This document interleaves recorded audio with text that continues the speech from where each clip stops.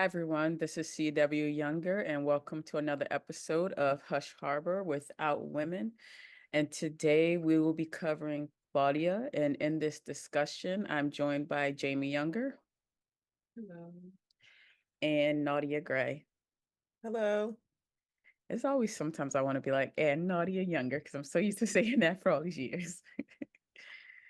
So, Alice Walker offers us a four-part definition for womanism that focuses on spirituality, creativity, and oppression of Black women and respect.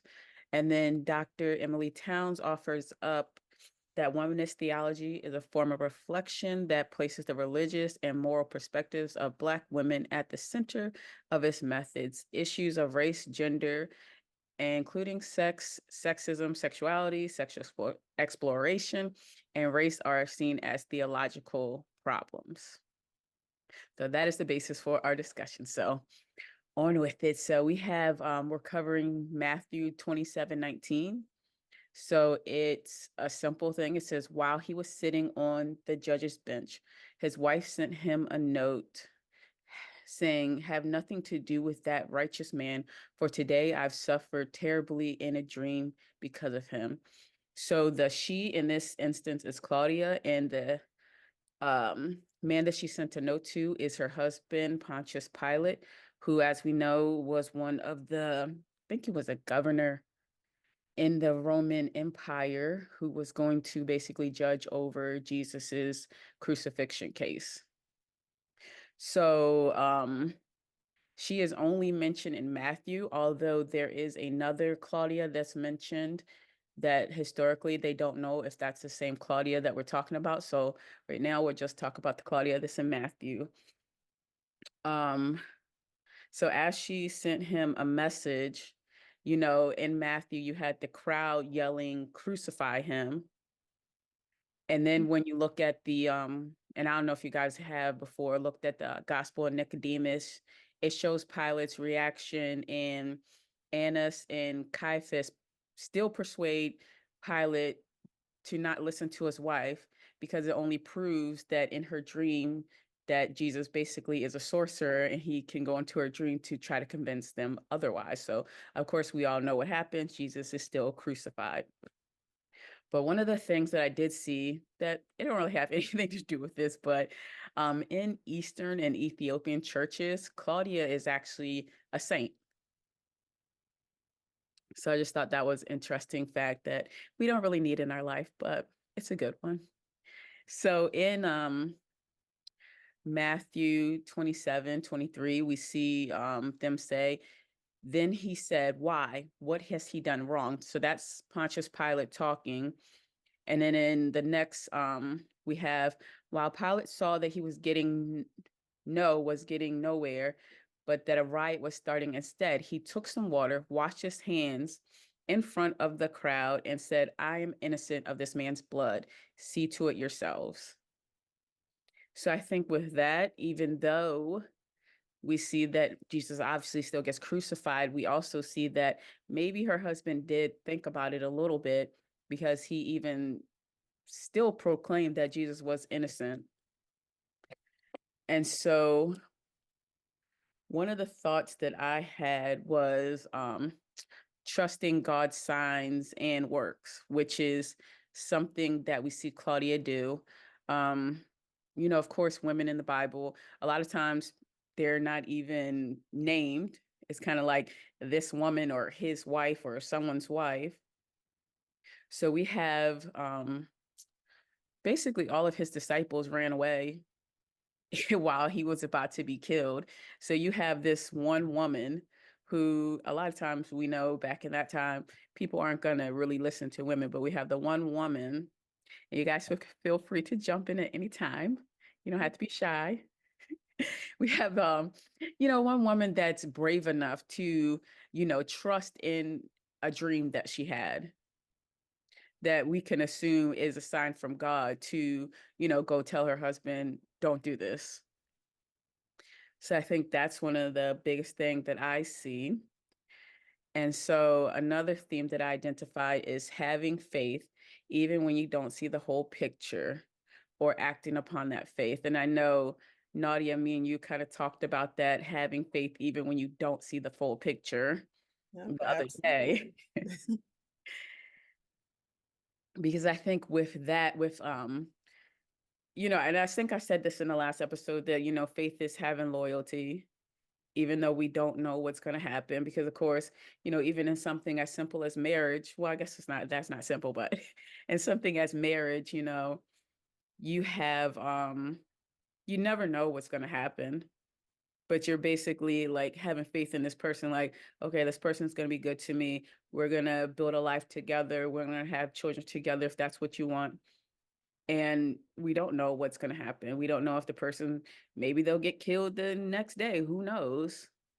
But it's kind of just, I guess, closing our eyes and just walking the line and hoping that, God will catch us if we fall. Yep.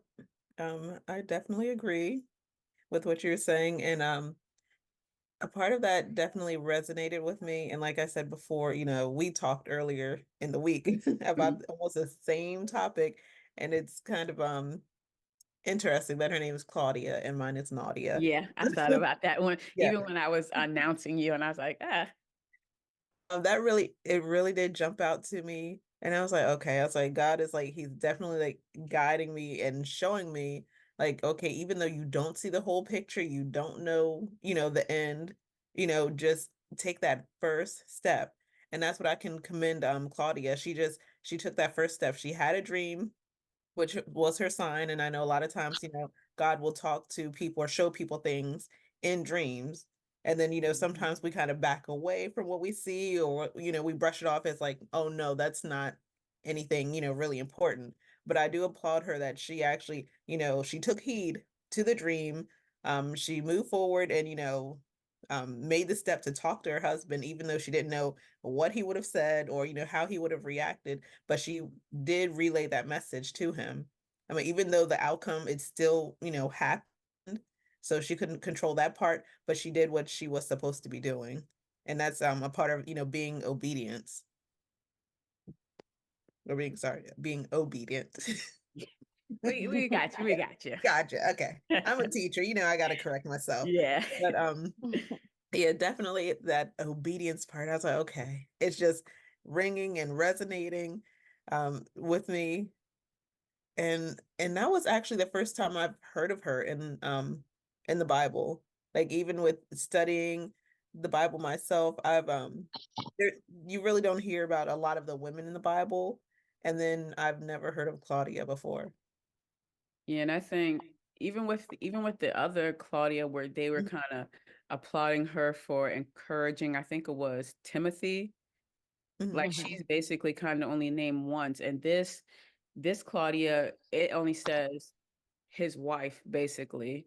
And Okay. so later on through, they do their exegesis and look through everything, historical documents, and then they named her Claudia. Mm. And the reason why they think that she kind of had the positionality, because usually women didn't follow their husbands to their government post, and she followed her husband there. But the name like Claudia and Claudius as a male, it is a I can't think of what word I'm thinking about. I wanted to say just bougie, but it's more than that, like a upper class name. Okay. So usually that denotes like nobility or something if someone's name is Claudia or Claudius. So Hmm. the fact that she even, you know, had the opportunity to even follow her husband to his posting that he had to do, which would have not been normal for women at that time. They would have stayed home and taken care of the home. Right. Okay. So I think that's even more proof that, it was, even though it didn't turn out the way she wanted it to be, like is even more proof that, God gives us those signs. He puts us in the position that we need to be in at that right time. And she was there at that right time. And even as he's sitting there about to be judged by Pontius Pilate, if you look at some pictures from that historical time, they have her and one of her maids in the same room, basically listening to the crowd saying, crucify him. And she's kind of, I guess, wondering if her husband is going to listen to her or not. Jamie, you got anything? Don't be shy. Don't be shy.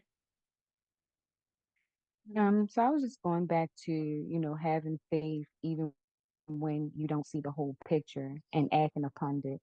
Um, so I was gonna wear a t-shirt today that say faith over fear. And we were talking about, having faith and like actually acting upon the dream or whatever we have. And I was just thinking, like, when it came down to you, CW, and when you first stopped working for a nonprofit and you started working for yourself, that took a lot of faith and guts to even, you know, let go the fear and just move and start for Color Girls to Lead. Honestly, I still be struggling with that situation. Because I still be like, sometimes like, dang, did I actually do that? Did I actually? But it's really nice to be able to, and our mom worked like two, three jobs. So it's Mhm. really nice to be able to, stay home and actually see the kids do the stuff that they're doing. Like, I was here when Shaka took his first little step and, every other thing. So even though it's a hard decision, it's also nice to, and I'm glad I did have faith in that decision to kind of, leave it so I can witness what I need to witness. And, who knows what's going to happen in the future, but, we're going to stay loyal.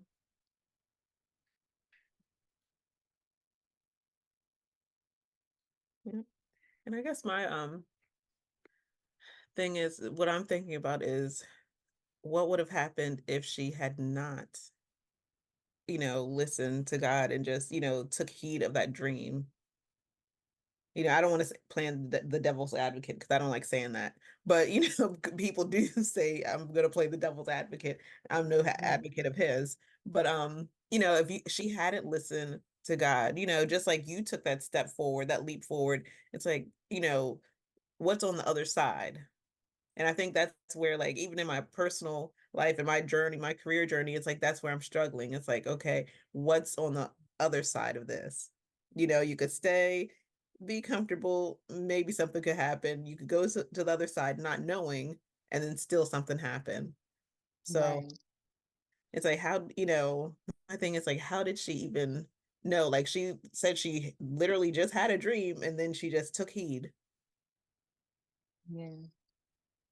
And I guess that's the scary part. We got to get out of our own, we got to get uncomfortable to get to what we're trying to meet, whatever goal we're trying to meet. Yeah, and I want to say, because, of course, we don't really know what happened to her in Pontius Pilate, because in some of the things, he's a saint also, because I think they both uh st I'll just say started being Christian after the crucifixion, I mean resurrection of Jesus. So, I couldn't imagine if you didn't say what was on your mind at that point, because you were like, well, this isn't anything.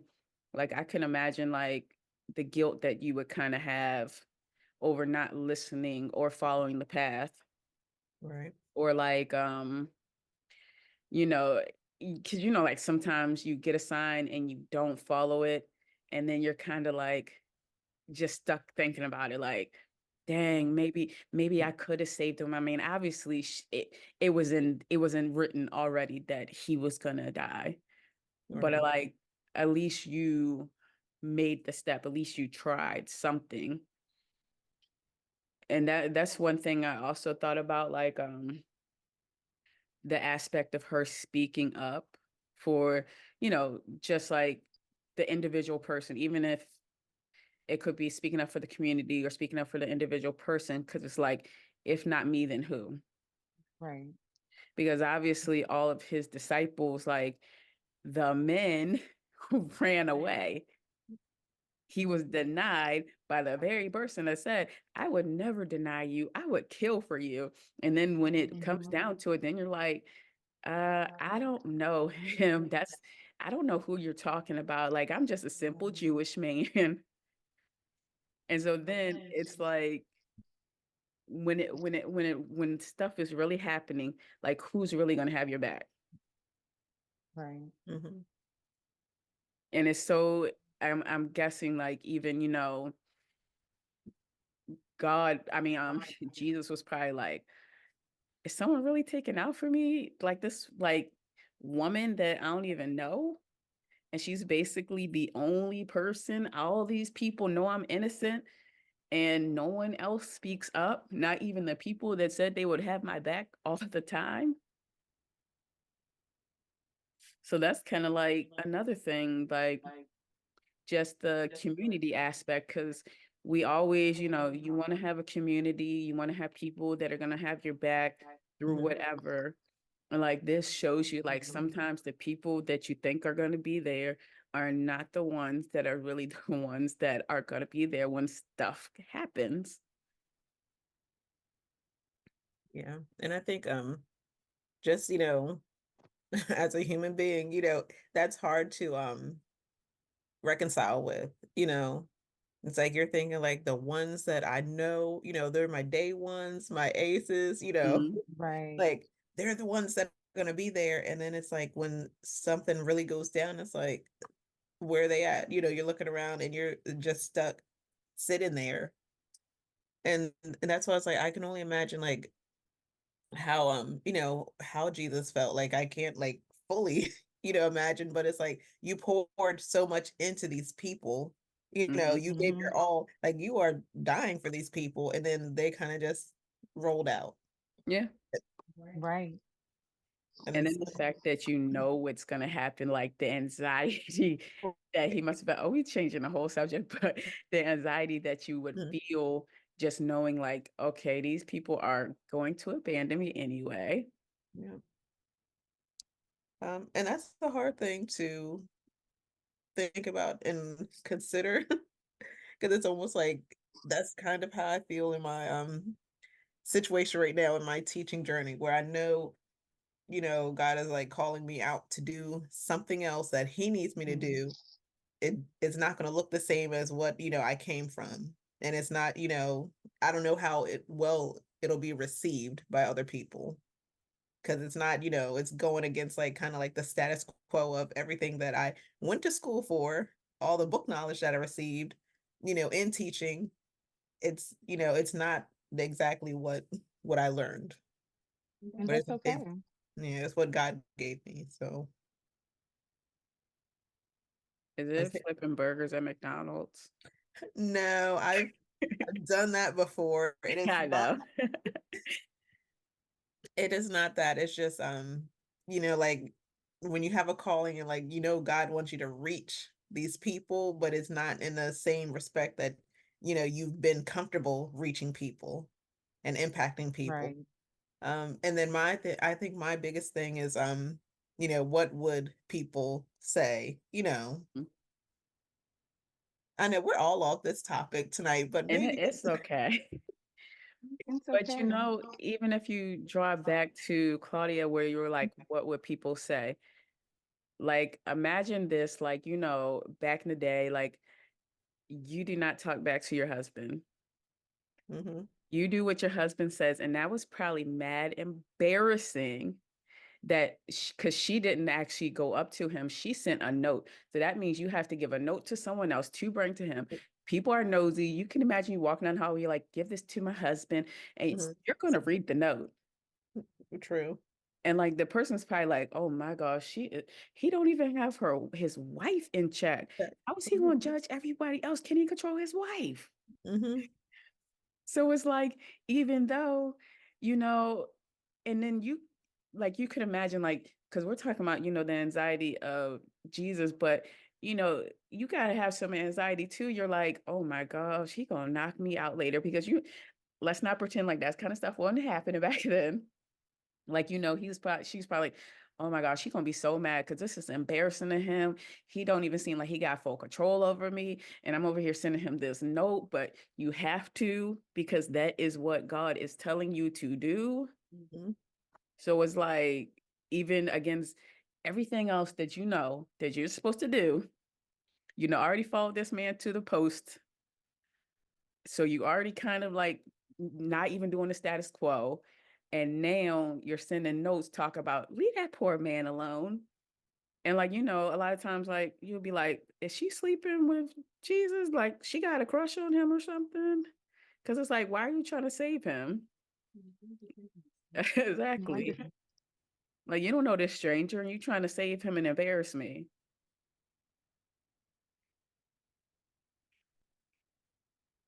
Mm, I had to just kind of get a little yawn in. Yeah. But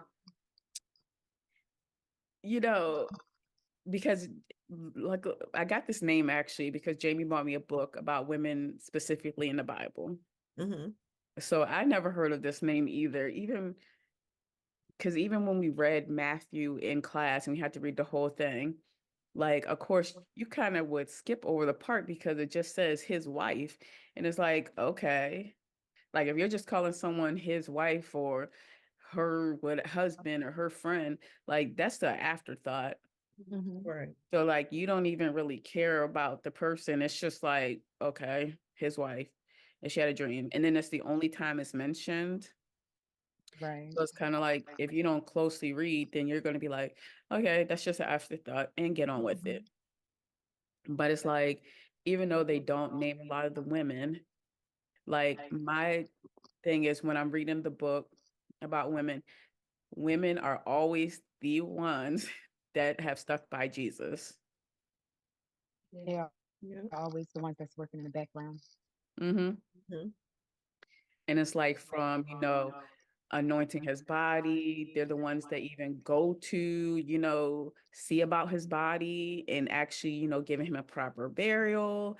They're the ones that were spending their money to even travel so Jesus can spread the word, and it's like you have this woman and she's not even Christian at this point. So I'm guessing maybe she is Jewish, maybe. Because I seen a thing that says she's a pagan woman, and then she's just the wife of the Roman governor. But it's like, you have her, and then you have all these other women in the Bible, and they're the true ones, even though later on, when they were looking for a new disciple and they were like, it has to be a man. But it's like the women were really the ones that without them, there would have been no journey for Jesus. I mean, of course, without a woman, he wouldn't even been born, first of all. Mhm. So even if we start from ground one, but then it's like we always hear and about the women, and I always noticed because someone talked about Tamar and how they label her as just like a prostitute. Hmm. But it's like, and if you notice, like they will give the woman one label, but when you Mistress, talk about the men, wife. oh, go ahead, Jamie. And say, yeah, in the Bible you hear mistress, wife, and you said prostitute, the woman. Yeah. And then when you talk about the men, because even in like my class, and it's like how to lead almost anything in seminary, and they're talking about when they begin to talk about the men, it's like multiple characteristics that the men can have. But like if you're a woman, you're just like the one thing like Pontius Pilate's wife. That's it. But really, she is one of the only people that try to save him. Like, and I can't think of anyone else that really tried to save him. It actually reminds me of like our history, I'm gonna say within the 1900s, when they were civil, the Black Panther Party, etc. A lot of the women were the ones that were working in the backgrounds, like when it came down to writing the speeches or um, even organizing the marches, etc. The women in the background was organizing all of that, but the men was the face of everything that was happening. So they were the ones really getting credit, and we have no idea who a lot of these women are or were. Hmm. Absolutely.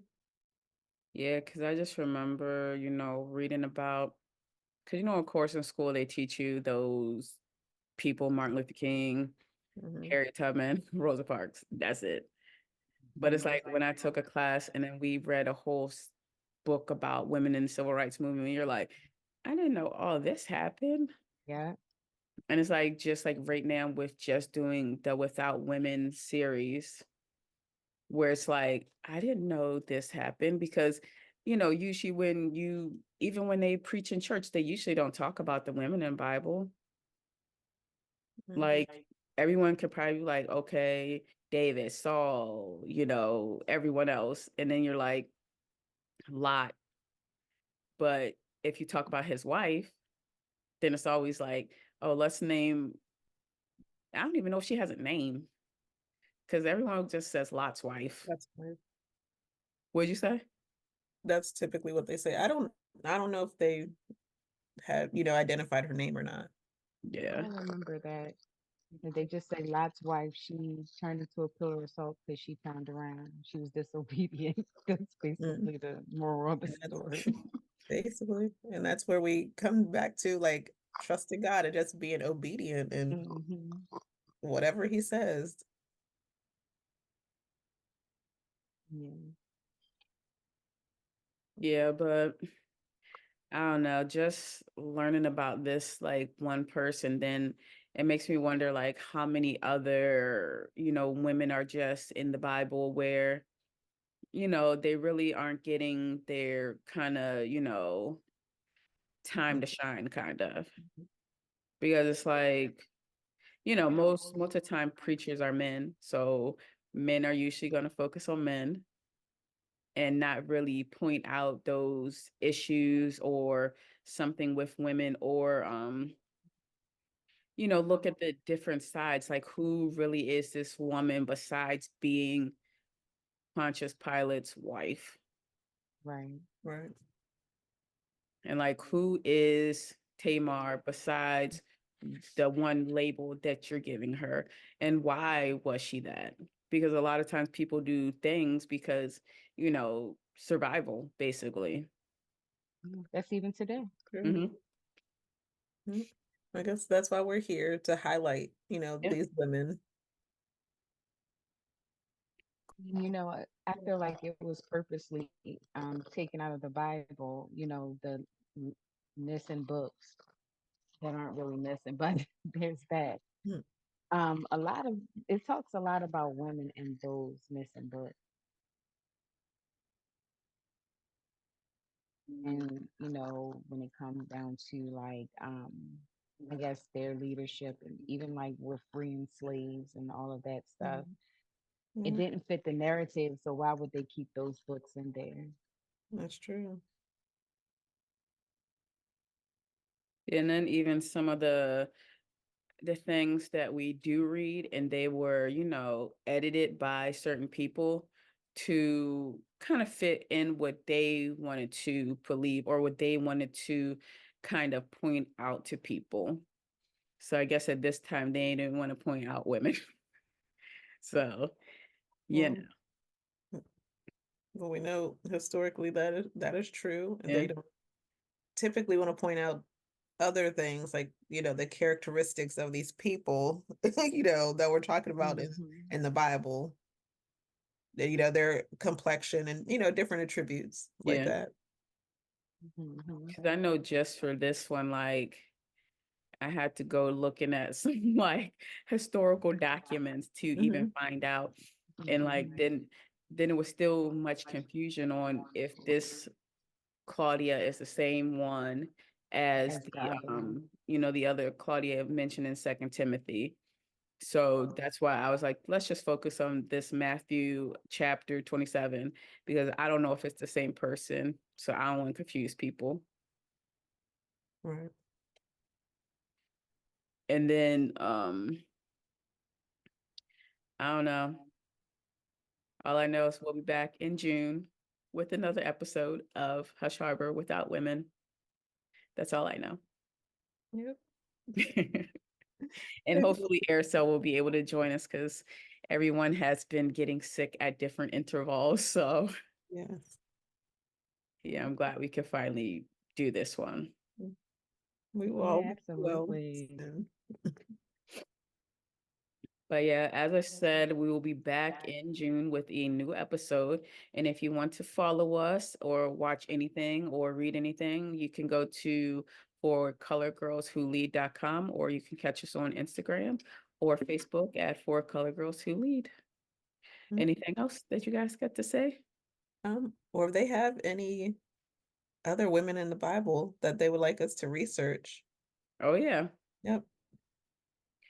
because we are always open for suggestions. I mean, I have my little list, but sometimes you find someone that you're interested in. Mhm. Or just, or Yeah. even a topic or, a situation that pertains to a woman in the Bible. Just like we were just talking about Tamar, we could really like, go in depth about, what Yeah, we believe, or hypothesize. Right. Absolutely. that would probably be a good one for next time. Hmm. Good thoughts. I'm going to give myself a pat on the back for bringing it out for the first place. Good job. Okay. Well, everyone have a good night, and thank you guys for tuning in again. All right. See you later. Thank you. Bye. Thanks. Good night.